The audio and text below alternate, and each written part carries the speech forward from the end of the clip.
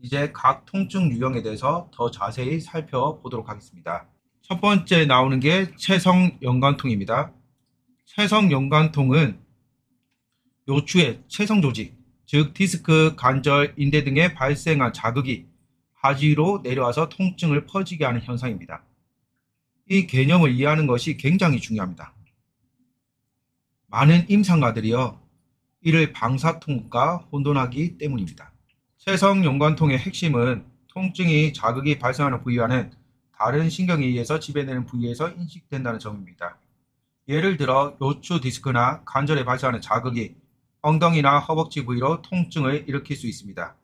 이것이 바로 연관통의 핵심 정의입니다. 특히 주의해야 할 점은 채성연관통은 신경근을 자극하는 방사통과는 완전히 다른 기전을 갖고 있습니다. 채성연관통은 요추의 채성조직에 발생한 자극으로 인해 발생하는 반면 방사통은 신경근 자체의 자극이나 손상으로 인해 발생합니다. 이러한 채성연관통의 이해는 임상적으로 매우 중요합니다. 많은 요통 환자들이 왔을 때 엉덩이나 다리에 퍼지는 통증을 호소합니다. 실제로 임상에서 많이 보는 환자분들이 대부분 허리가 아픈 게 아니라 다리가 저리거나 엉덩이가 땡긴다고 호소를 하고 내원을 합니다. 모든 경우가 신경근 문제인 방사통이 아니라 단순한 채성연관통일 수도 있기 때문입니다. 정확한 구분은 정확한 치료 방향 설정에 결정적인 역할을 합니다. 신경근 문제가 아닌 채성연관통의 경우 신경준재술이나 수술보다 물리치료, 운동치료, 약물치료 등 보존적 치료가 더 효과적일 수 있습니다. 자, 이제 채성연관통의 주요 특징에 대해서 한번 살펴보겠습니다. 첫째, 채성연관통의 통증 출처는 디스크 아니면 후관절 또는 천장관절 같은 척추 구조 내에서 자극된 신경종말에서 발생합니다. 이러한 자극은 척수 내 2차 유런의 통증 신호를 전달하며 이 신호는 하지의 다른 부위로 퍼져나갑니다.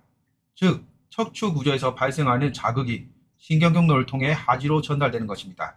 둘째로, 연관통은 신경근 압박에 의해서 일어나는 구조가 아니라 했죠. 그렇기 때문에 방사통이 일어나지 않는다. 이 말은 신경학적 징후는 없다고 얘기를 할 수 있습니다. 그래서 이거는 방사통이나 신경근 병증과 구분되는 중요한 특징입니다. 채성연관통 환자는 통증이 있지만 근력 약화, 감각 이상, 반사 변화 같은 신경학적 증상은 보이지 않습니다. 셋째, 채성연관통은 주로 둔한, 찌르는 듯한, 갉아먹는 듯한 특성의 통증이 나타납니다. 이 통증은 확산되어 특정 부위를 국소하기 어려운 경우가 많습니다.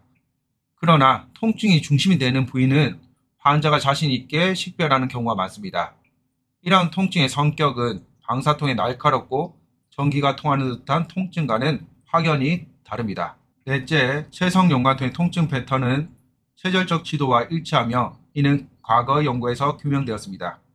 특히나 근육과 관절과 같은 깊은 조직의 신경분포와 일치하는 경향이 있습니다. 그러나 이 패턴은 피절과 일치하지 않습니다. 피절 통증과 혼돈하지 않도록 주의가 필요합니다. 이는 채성연관통의 분포가 피부의 감각신경 분포와는 다른 패턴을 따른다는 의미죠. 이러한 채성연관통의 특징을 이해하면 환자의 통증 양상을 통해 채성연관통과 방사통을 구분하는 데 도움이 됩니다. 이러한 구분은 불필요한 검사나 치료를 피하게 되고 적절한 치료 방향을 설정하는 데 매우 중요합니다. 다음으로 방사통에 대해서 한번 보도록 하겠습니다. 방사통 또는 신경근성 통증에 대해서 자세히 알아볼 건데, 방사통은 채성연관통과 기전과 임상적 특징에서 매우 다른 통증입니다. 하지만 임상에서 우리가 통증을 대할 때 방사통과 연관통 구분 안 되는 경우가 있습니다. 실제로 두 개를 혼용해서 쓰시는 분도 있습니다. 여러분들은 최소한 이 강의를 들었기 때문에 그렇게 혼돈해서 쓰지 마시고 방사통과 연관통을 확실히 구별하셔야 됩니다. 방사통은 등 쪽 신경근 또는 그 신경절에 발생하는 이소성 방전에 의해서 유발됩니다. 여러분, 이소성 방전이 뭔지 아시나요? 이소성 방전이란 것은 정상적인 신경 활동 패턴과는 다르게 신경에서 비정상적인 정기적 신호가 나타났을 때를 의미합니다. 이러한 이소성 방전은 주로 신경근의 염증이나 손상에 의해서 발생할 수 있습니다. 방사통의 가장 흔한 원인은 디스크 탈출증입니다. 디스크가 탈출하면서 신경근을 압박하게 되죠. 압박하면 그 신경근을 압박해서 염증을 일으키고 이것이 방사통의 핵심 병리 생리학적 과정입니다. 하지만 단순히 기계적 압박만으로 방사통이 일어나진 않아요. 방사통이 일어나려면 꼭 있어야 되는 게 염증이 있어야 됩니다. 손상을 당해서 염증이 발현됐을 때 방사통이 일어납니다. 그래서 방사통은 염증 플러스 기계적 자극에 의해서 일어날 수 있고요. 그냥 단순한 기계적 자극에 의해서는 방사통이 일어나지 않습니다. 방사통은 체성 연관통과 달리 신경근 자체의 자극으로 인해서 발생하기 때문에 그 증상과 특성이 뚜렷하게 다릅니다. 방사통은 통증 양상으로 봤을 때 주로 날카롭고 전기가 통하는 듯한 통증이 나타나며 신경의 주행 경로를 따라 뚜렷하게 퍼지는 특징이 있습니다. 이는 체성 연관통이 둔하고 확산되는 통증과는 확연한 다른 특성입니다. 자, 또 방사통과 중요하게 구별해야 될 것 중에 하나가 신경근 병증입니다. 신경근 병증은 방사통과 엄밀히 다른 거죠. 그런데 임상에서는 이걸 혼용해서 쓰기도 합니다. 방사통은 통증 자체를 의미하는 반면에 신경근 병증은 신경기능의 저하로 신경학적 결손을 의미합니다. 방사통과 신경근 병증은 함께 나타날 수 있습니다. 하지만 항상 함께 나타나냐? 그렇지는 않습니다. 방사통만 일어나는 경우도 있고요.